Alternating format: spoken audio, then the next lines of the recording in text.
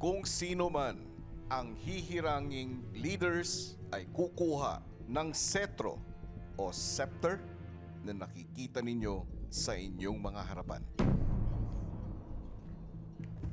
Ang tatlong housemates na nagkaroon ng pinakamaraming boto at tatayong leaders ng kanilang grupo ay sina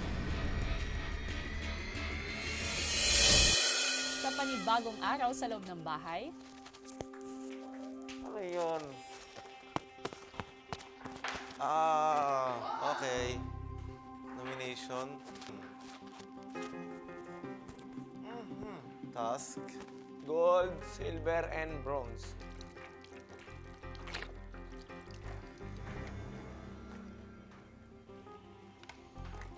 habang nag-aalmusal, patuloy ang usap-usapan ng housemates tungkol sa nakita. I wonder what are we gonna do today? Yeah, I think it's tougher and tougher. Like, you will really feel like it's a competition now against each other. Yeah.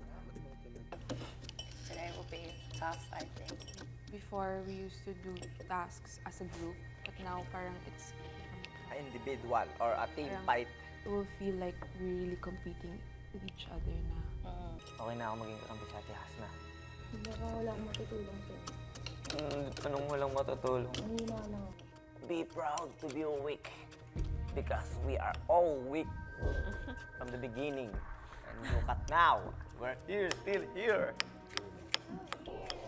Maya-maya pa tinipon ni Kuya ang housemates para sa isang mahalagang anunsyo. ngayong linggo ay mahahati kayo sa tatlong grupo na magkakaroon ng kinalaman sa inyong magiging kapalaran sa loob ng aking bahay. Kinausap ko na ang bawat isa sa inyo kung sino sa tingin ninyo ang may kakayanan maging isang magaling na leader. At base dito, oras na para malaman ang naging resulta ng inyong mga boto.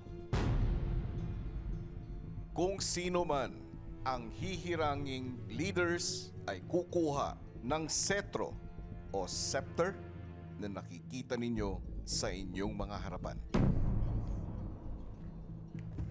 Ang tatlong housemates na nagkaroon ng pinakamaraming boto at tatayong leaders ng kanilang grupo ay sina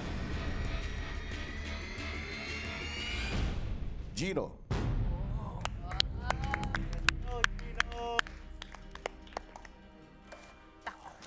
Boom! Pinipili ko pong pinakamagaling na leader si Kuya Gino dahil isa po siyang malakas na tao at desidido din po. Si Gino, magaganda po yun mga nabibigyan niyang idea sa aming mga weekly tasks. Magaling din po siya physical.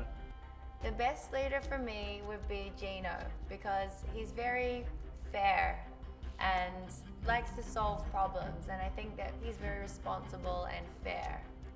Argel,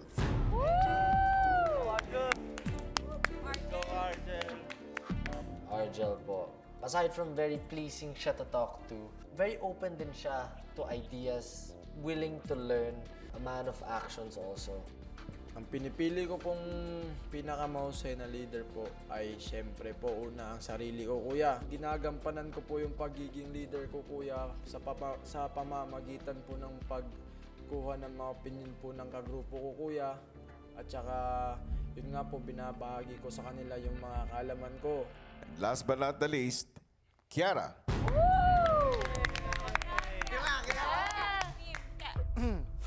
Si Kiara po, nakita ko po sa kanya yung eagerness and determination po ng isang leader. May sense of authority pag po may sasabihin po siya. Pinipili ko po, kuya, na pinakamagaling na leader ay sarili ko, kuya. Naniniwala po ako at gusto ko pong maniwala sa sarili ko. I know how to listen to others also. And I value others' opinion also, kuya. Kayong tatlo ang siyang magiging leaders ng inyong grupo ngayong linggo. Good luck sa inyo! Sa naganap na botohan, kinausap ni Kuya ang lahat ng housemates. Pinipili ko po na mahusay na leader si Sky. Pinipili ko din po na pinakamagaling na leader si Aki. Ngunit sa dulo, ang pangalan ni Gino, Argel at Kiara ang nangibabaw. Pumasok kayong tatlo sa confession room. Oh my gosh. Gino, anong masasabi mo? Salamat sa mga housemates that feel that I am a good leader po. I try my best to do whatever I can para sa lahat. Argel? Ganun din po kuya, nagpapasalamat ako sa tiwala nila sa akin at pagbubutihin ko po kuya. Kiara?